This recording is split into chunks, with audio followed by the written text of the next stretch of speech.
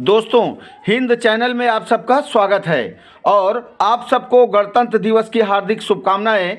आइए आप सबको नेहा सिंह राठौर का गणतंत्र दिवस पर गाया हुआ गीत सुनवाते हैं।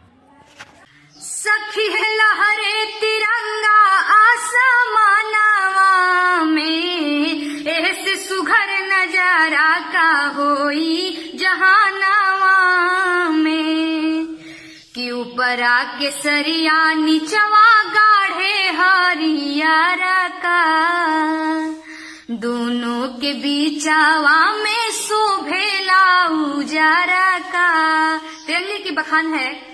ऊपर आके सरिया नीचवा गाढ़े हरियारा का, अरे दोनों के बीचावा में शोभेला उजारा का।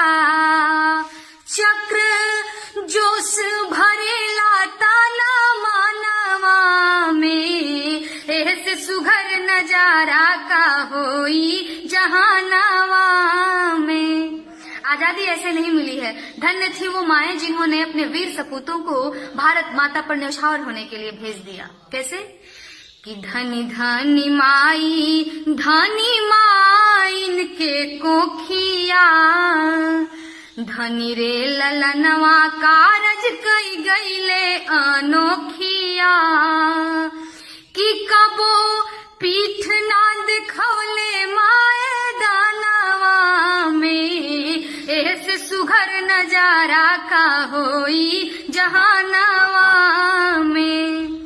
राजगुरु भगत सुखदेव जवानवा, अरे हंसी हंसी झूल गईले फांसिया के फानवा।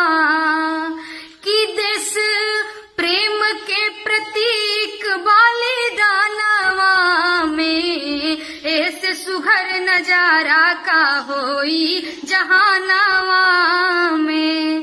कि सखी है लहरे तिरंगा आसमानवा में, ऐसे सुघर नजारा